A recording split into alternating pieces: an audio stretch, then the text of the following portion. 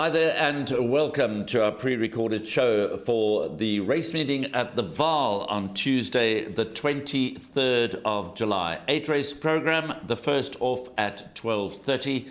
And as always, for Highveld race meetings, we're joined on the line by Alistair Cohen. How's it, Alistair? All good? Yeah, all good, thanks, Graham.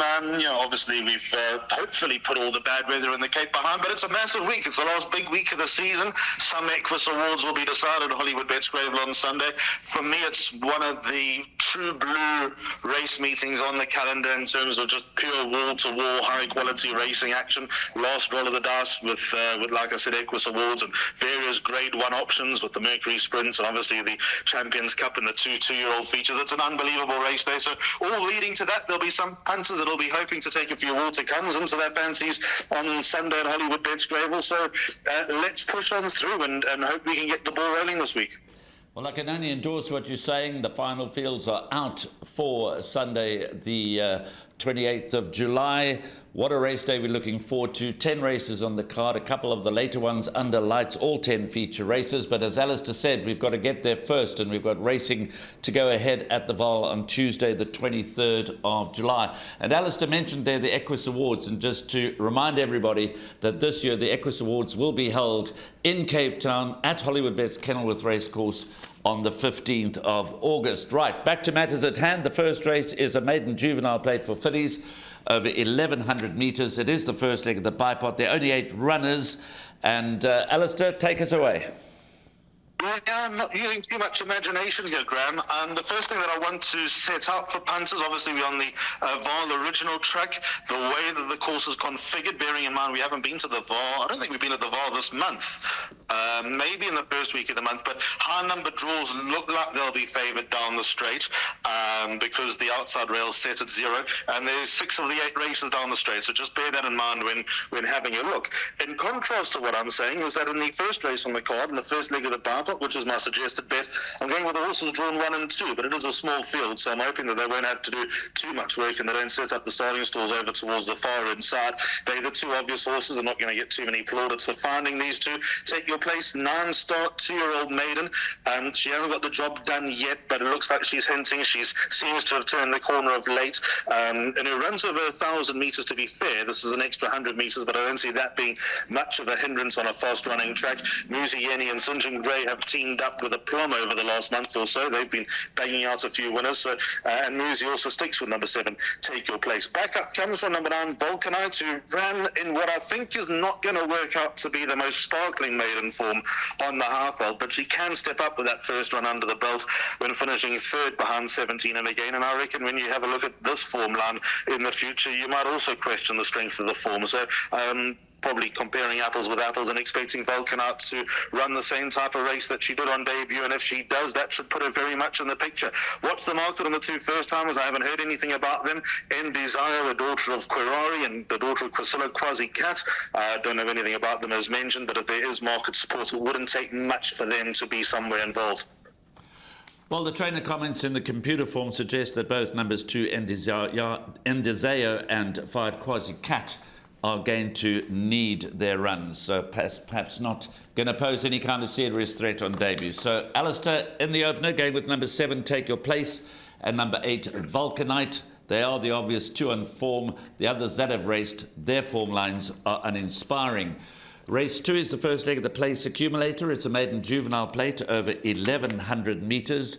9 runners carded here. Number 4, Blaze Away, certainly caught the eye on debut. The 2-year-old son of Gimme the Green Light went second to Watchman. You've included number 4, Blaze Away, but you've decided to throw in some cover with number 7, Ombudsman.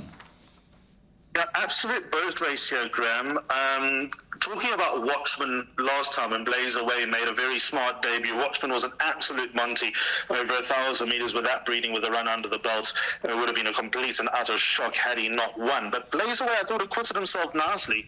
I wouldn't suggest that 1,100 metres will be a sweet spot eventually. I mean, there's a lot of stamina in the dam side. Good Volkerborstrift royalty there out of Berry Blaze.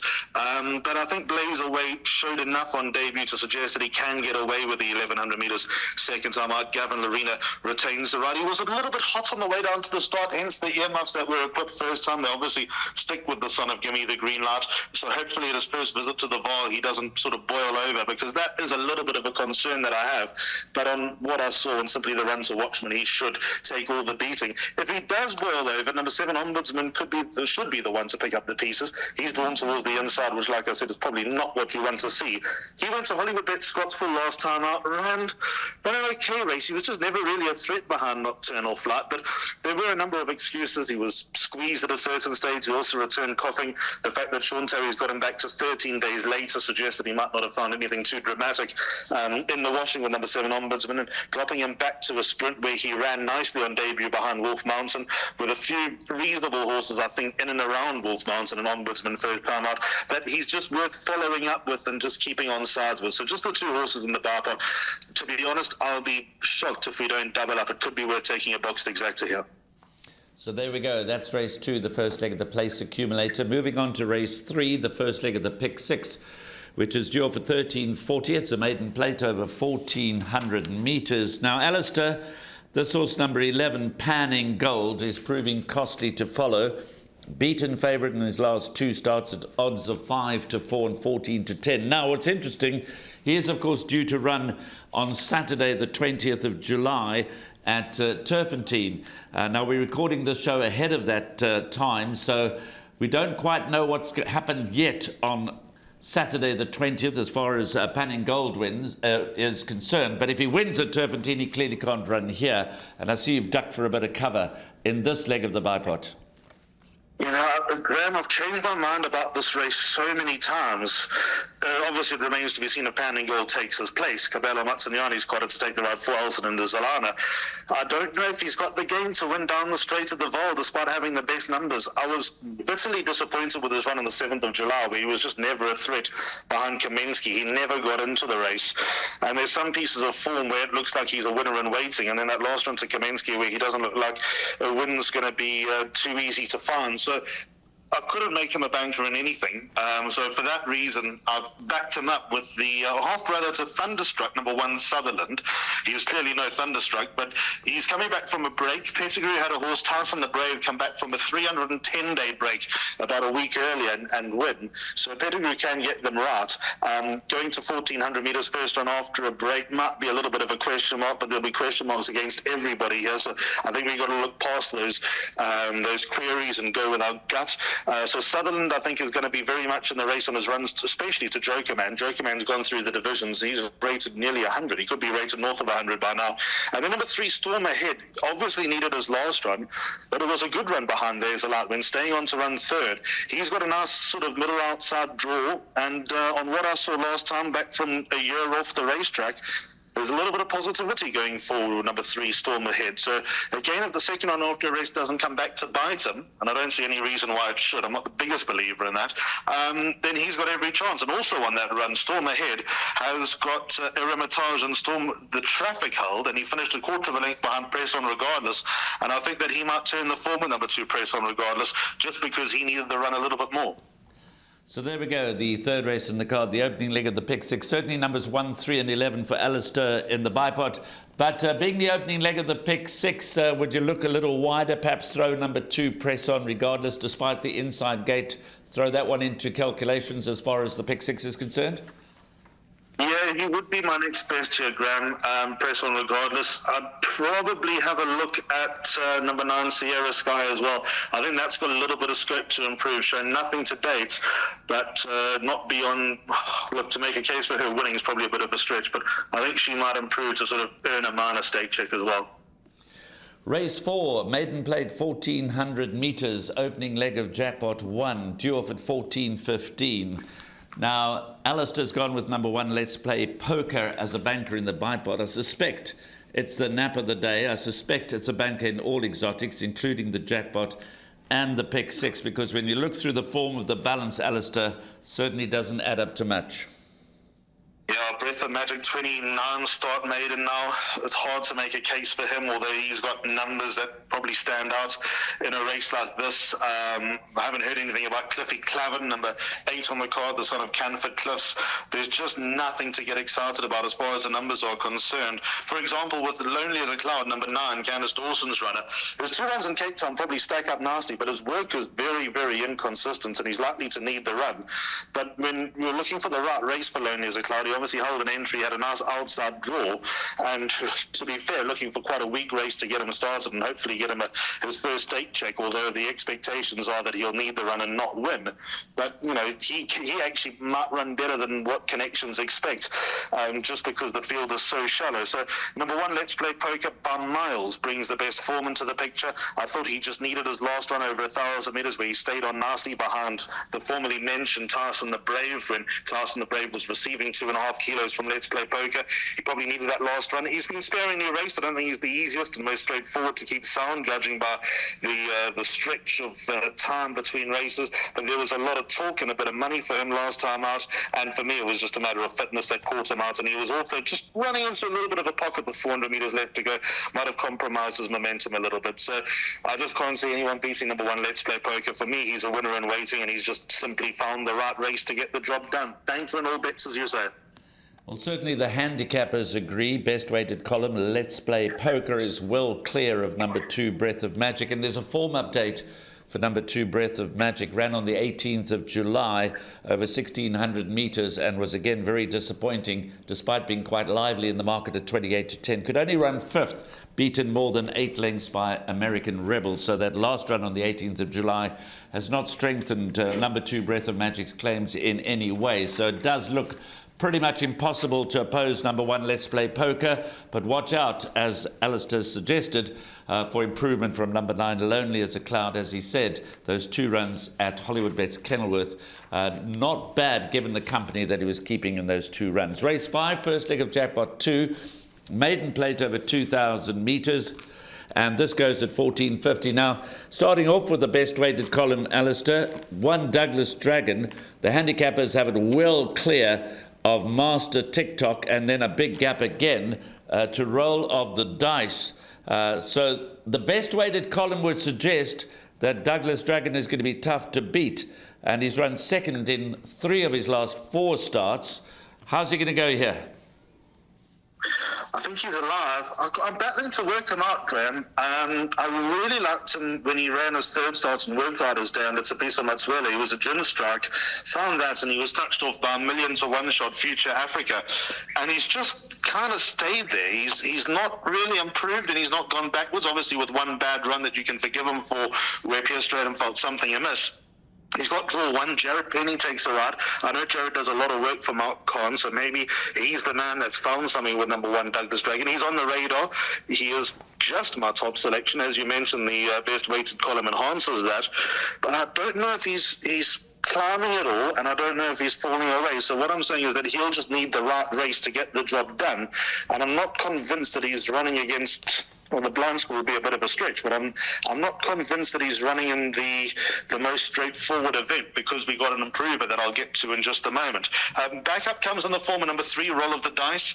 Marco van Rensburg rides for Corne Spies, banging at the door again.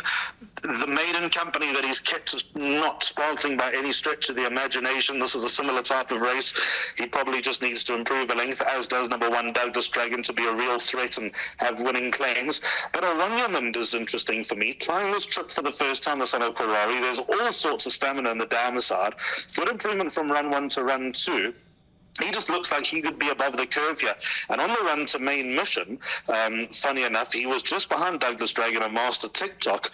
He's waited to sort of be there and thereabouts again. But I just think the improvement factor might assist number 8, Oraniamund, and also the extra distance. So although he's not one that I've found at any price, because he's got legitimate claims, he could be the one to spoil the party, because, you know, these horses that have had their 11 starts, their 10 starts, their 14 starts, there's a reason why they've had that many runs. And, you know, an improver's just the type of horse that'll catch the eye in a race of this nature.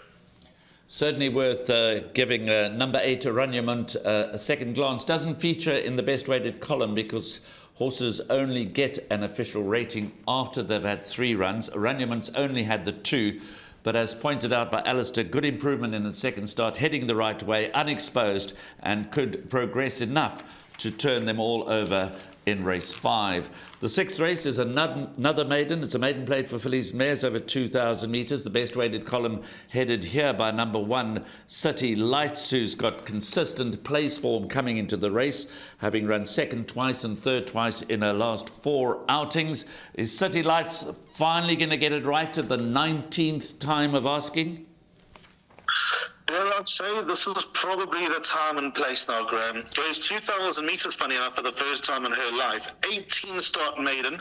Hard to get excited about her. Funny enough, she could be the type of filly that when she wins a race, she probably comes out with the same type of rating and could back it up at a very low handicap level with a little bit of weight off the back. She's crying for a win. Those numbers are too compelling. They're too good to ignore, although they haven't come against world-class opposition. She's been down to the Hollywoodbets Greyville Poly where she's gone close enough in the past, but there's just nothing to get too carried away with here, other than one horse that I'm going to get to in a moment. Butternut and Roy Vane's got 4.5 lengths turn around with number 1 City Light, so it's hard to see that suddenly just turning around. Incredible Andrani seems to have just taken a few backward steps throughout her career. Performed 22 starts in the Maidens House. She opened up favourite last time, was still a mystery. She was beaten in a very poor form line.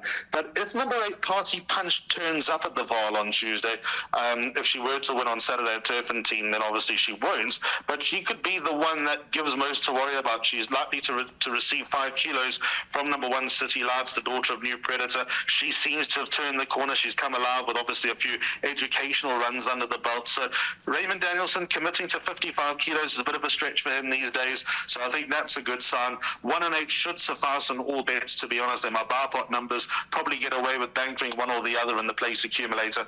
In the pick 6, would I be brave enough? Just looking around at the others to see if I potentially miss something. Yep, I'd be brave enough. 1 and 8. Party Punch, Raymond Danielson will declare a half over. That's the only change that we have on the card thus far. Interesting though, Alistair, Party Punch clearly meets the right kind of field, but a 2-year-old over 2,000 metres, not going to be easy, so perhaps City Lights is the right one, but Party Punch clearly is the mystery package in the race. As we go to what is clearly the highlight of the card, race 7, the Pinnacle Stakes over 1,000 metres. A small field of 8, but some real nice horses in the lineup, including, of course, number 1 Rulership, who's been something of a revelation since joining the Tony Peters stable, knocking at the door after reeling off a hat-trick a little while back. 3rd in 3 of his last 4 starts, but he's been competing at the very highest level. 3rd behind Thunderstruck last time out. He does carry top weight here, but he looks well handicapped.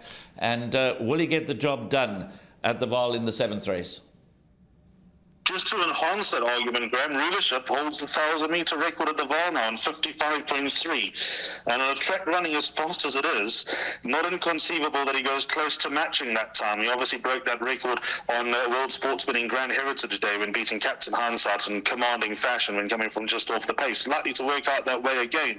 He holds Mover and Shaker on the run to Thunderstruck when they met on the 18th of May. I don't think it's fair to judge Mover and Shaker on a runner over 11.60. It was worth the gamble, but he just doesn't have the legs to carry him the extra 160 metres. So the fact that he's back to 1,000 but still not weighted to finish in front of Rulership, I think puts that argument away. Sheldon's interesting because I know Johan Janssen van Vuren this is one of the stable favourites. I think he needed his last run behind Thunderstruck, but Henry Frayling takes a ride and Gavin's gone to ride this horse number 2 Mover and Shaker. So maybe that puts expectations sort of under the limelight here and sort of hints at what's expected, that Sheldon's probably a run away from really hitting his straps and being where they need him to be. Captain Hindsight's improved hand over fist, but I refuse to believe that he can beat a stable companion number 1 Rulership. So I think Rulership's close to a banker in all bets here, Graham. Certainly looks the part. Sheldon an obvious threat, as is number 2 Mover and Shaker. The riding arrangements, as pointed out by Alistair, quite interesting. But Rulership, this does appear, he drops in class here. He's done extremely well on the high fault. As you heard there from Alistair, the course record holder over the track and trip. It's his race to lose. That's what it appears to be in any case. As we go to the last race, the 8th race due off at 1640, MR86 handicap over 1600 metres. A couple of form updates. Number 2, Trident King, ran on the 18th of July, didn't cover himself in any glory, ran 12th, more than 8 lengths behind Majestic Palace. LMB, number 5, ran 5th, beaten just over 3 lengths by Say It With Roses. That was also on the 18th. That was in a fillies race over 2,000 metres. And number 7, Whispers of War, also on the 18th of July, in the same race as Trident King, ran 10th, close on 7 lengths behind Majestic Palace. So none of those form updates brighten their chances here. Interestingly, Jermaine Maharaj in the computer form has gone with number 2, Trident King, as his first selection. I wonder if he'll be reviewing that, Alistair. Yeah, also, how's he going to go down the Vaal straight? I don't know if he's quite got the game. This is my type of race, Graham. I must be honest. I wish number 6, Max the Magician, had a high number draw, but by now, punters will know if the inside draws are effective at all. So if there are a couple of low number draws that are featuring, number 6, Max the Magician makes a lot of interest and a lot of appeal to me, with his rating coming down from a 193 down to an 85. His run in the Yagoli 1600 was good because horses that were beaten by him have come out and won. So just keep a little eye on him. But I think the horse that we all need to watch here is number 4, Captain of Grit, Tony Peters' runner. Calvin Abib takes it out. He's got a high number draw. He seems to be at home down the Vaal straight. His best runs have come down the straight. Both of his career wins have come down the Vaal straight. He is holding form. He's a lovely, big, eye-catching son of Captain of All. I know him quite well. I see he's under new ownership as well of Dory Sham. And I think he just probably needs to break through, get the confidence up, and he could go on a bit of a streak of wins. So he's the horse that I'm tipping on top by quite a margin, to be fair, number 4, Captain of Grit. I just think that he's in the right place now at the right time. Another horse that I've got a lot of time for, who I think has been crying out for this track and trip, is number 8, Open Highway. Dennis Schwarz is up for Fani Bronkhorst. He's been on my radar for a while. He's done me a lot of favours along the way, and when he hasn't done me favours, he's gone very close to doing me some favours. So he's a horse that I think is worth watching. He should be able to get home over 1,600 metres. He's got the running style to suggest that he will. It's just a matter of whether he can sort of go down the Vaal straight, which, as we know, is such a specialist course and distance. If he can, he'll be very dangerous. My horse number 9, Banner Bridge, it's just so good to have him back on course, because after his last run, he suffered a spider bite. It's been quite a stressful time, but now he's fit. Well, he's not fit, but he's ready to go. He's ready to take the run. Expectations are low. If he took a mistake check, it would feel like a grade 1 win, but just good to have him back on track, and we can lock the way forward with him going into the future. New Man's drawn towards the inside. That curves my enthusiasm. So for me, 4 and 8, the 2 horses to focus on as far as quartets are concerned, might be worth double floating, because the chances are you're going to get a 20-to-1 shot in the top 4. But if there is a little bit of action towards the inside of the track as the day goes on, number 6, Max the Magician, will become interesting to me. Captain of Grit, unbeaten, 1 from 1 over track and trip. Nice to hear that number 9, Banner Bridge, for the Cohen family, is back on track, doing some nice work at home. That's Candace Dawson's report, but could need the run. At first glance, Alistair, we'd all think that 1,600 metres is far too short, but he has won twice over the trip, but he'll probably need this outing, one to pencil in going forward through the rest of the Highveld winter. Captain of Grit, a clear first choice for Alistair, but watch out for number 6, Max the Magician, and number 8, Open Highway. Now, as we heard earlier, Alistair's bet of choice for this race meeting at the Vaal on Tuesday, the 23rd of July, is the Bipot. We'll bring it on screen. Alistair, take it away. So it starts at 12:30 in race number 1 on the 8-race card. Got 7 and 8 on the first leg. Those I'll take your place in Vulcanite. By numbers 4 and 7, Blaze Away and Ombudsman. Opened up a little bit in race number 3 on the card with 3 runners here. 1 Sutherland, 3 Storm Ahead, and number 11 on the card, Pan in Gold. Then in race number 4, Banker number 1, Let's Play Poker. He looks to be the best on the day. Then race 5, leg 5 of the Bipot, 1 Douglas Dragon, 3 Roll of the Dice, and 8 Aronyamond. And the final leg, 1 and 8, City Lights and Party Punch. Well, as you can hear, the dogs are barking about something in the Cohen household. Alistair, thanks for joining us as always. Have a good day. Yep, we'll see you over the weekend. Thanks so much, Graham. Thanks to Alistair Cohen. That's a wrap for Tuesday, the 23rd of July at the Vaal.